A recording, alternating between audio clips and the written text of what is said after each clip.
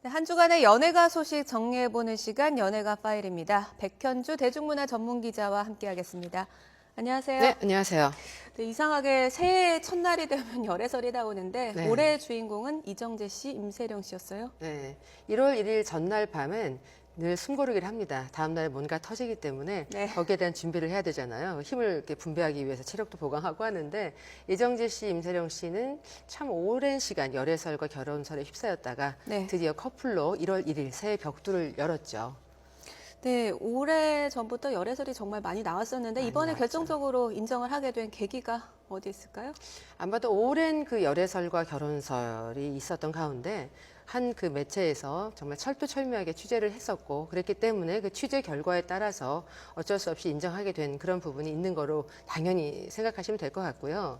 이정재 씨, 임세령 씨에 대해서는 사실 그 저희들 이렇게 취재하거나 인생사를 살다 보면은 인맥들이 겹칩니다. 네. 근데 저도 또한 이제 임세령 씨하고 이정재 씨의 관계에 대해서 수년 전부터 친구이냐, 네. 연인이냐 이 부분에 대한 그 주변 분들의 이야기를 알고자 하지 않아도 자연스럽게 자꾸 들려주셔서 네. 알게 됐었거든요. 네. 그래서 두 사람이 좀 조심스럽게 좋은 마음으로 믿음을 갖고 있는 돈독한 그런 사이이면 틀림없다. 근데 어디까지일까에 대해서 늘 저도 궁금해하면서 네. 예의주시하고 있었던 부분은 맞습니다. 네, 꽤 오랫동안 알아왔던 사이인데 네.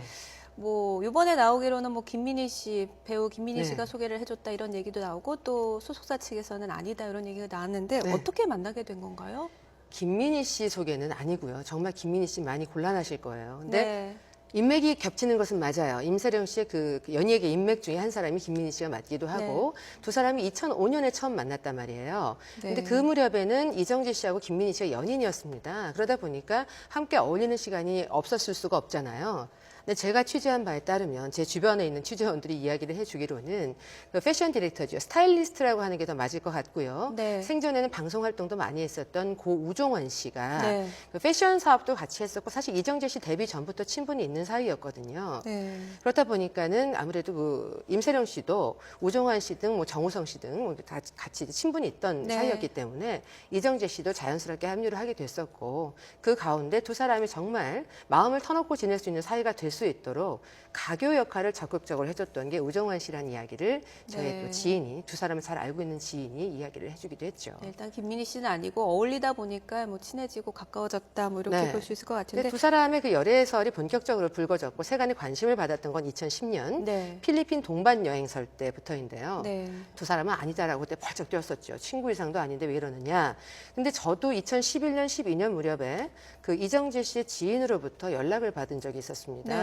이정재 씨가 2007년에서 2009년 사이에 뭐 에어시티라든지 트리플이라든지 영화 1972 기방 난동 네. 사건이라든지 열심히 했었지만 결과가 별로 좋지 않았었고 정우성 씨하고 패션 사업도 같이 했지만 의기투합해서 했으나 결과는 그다지 좋지가 않았었기 때문에 그 수입차 엄청난 그 억대의 수입차를 탈 만한 재정적인 능력이 되느냐에 대한 네. 의구심을 가지면서 그 지인분이 이정재 씨 요즘 근황이 어떠냐 네. 임세령 씨하고 열애설이 있는데 그게 사실이냐 의혹을 갖고 저에게 얘기한 적이 있었습니다. 그래서 네. 제가 그때 당시 그 연락을 받으면서 친구에게도 좀 막역한 친구라면 그런 네. 수입차를 같이 이렇게 탈 수 있는 그런 사이가 될 수 있지 않을까.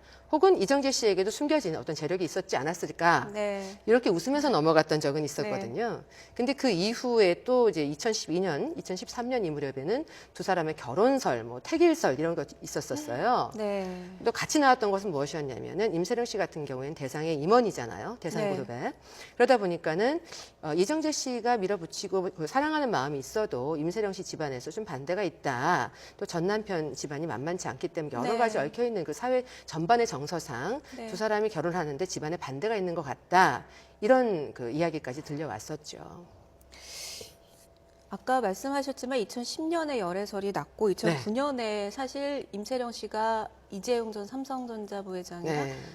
이혼을 이혼을 했죠. 했죠. 네. 자제분이 두 명이 있는 걸로 알고 네. 있는데 남매죠. 그렇죠. 굉장한 부담이 됐을 것도 같은데. 그렇죠. 근데 또 그 이혼했던 해에 이정재 씨는 그 청정원 브랜드의 모델로 기용이 되면서 친분이 더 돈독하다라는 거에 대한 입증이 되기도 했었죠. 근데 그 이재용 부회장 같은 경우에 많은 부담감을 갖는 건 사실일 겁니다. 그리고 네. 이정재 씨 측이나 임세령 씨 측에서 부담감을 가졌던 그 우려는 현실이 되어서 그 삼성에 대한 관심 또한 높아졌죠.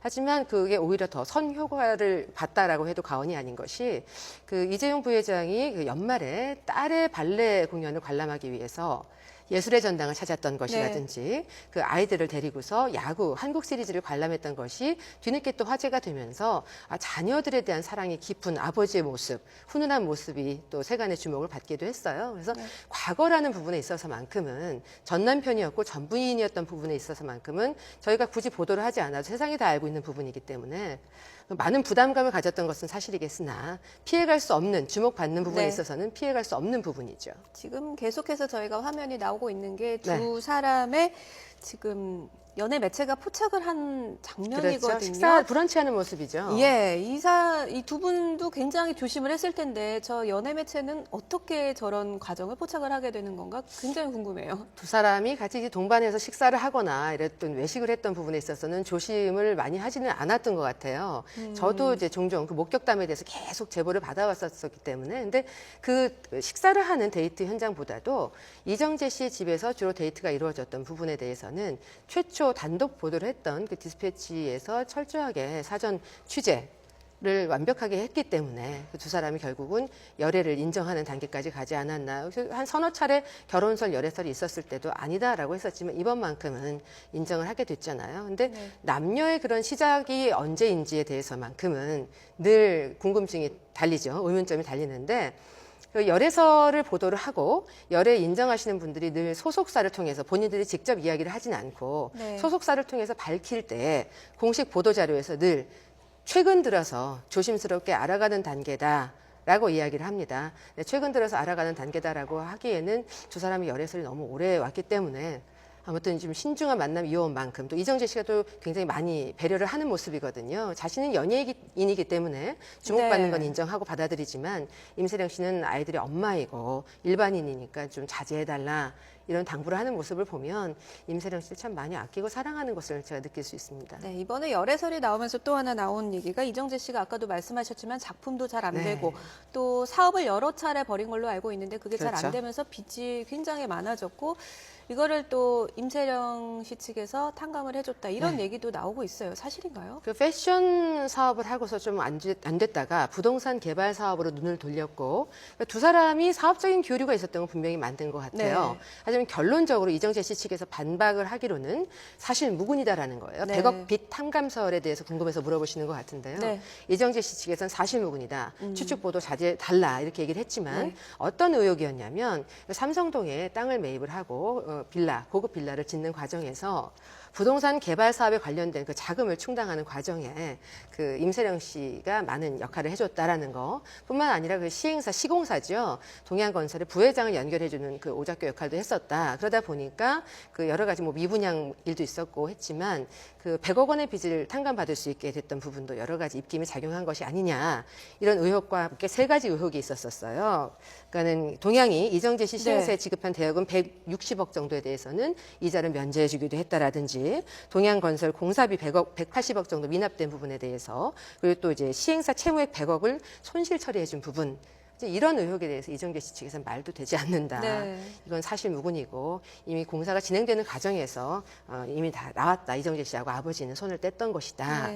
그 시행사가 부실기업이기 때문에 돈 받을 확률이 적어서 이게 결과론적으로는 손실 처리가 됐던 건데 이런 동양과 굉장히 관련이 깊은 것처럼 오해를 받고 있어서 억울하다. 이런 입장이지만 오비 일학인 것처럼 참 많이 이정재 씨를 둘러싸고 소문이 많습니다.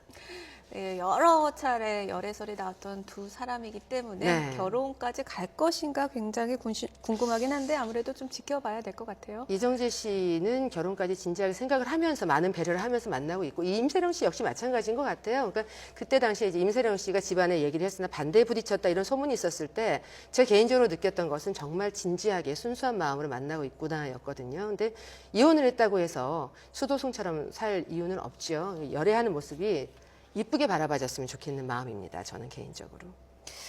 네, 알겠습니다. 오늘 뭐 준비한 내용이 굉장히 많은데 이 두 사람의 얘기를 하다 보니까 벌써 시간이 다 가버렸어요. 네, 다음에 또 다양한 소식 들려주시기 바라겠습니다. 다음 주에 오겠습니다. 네.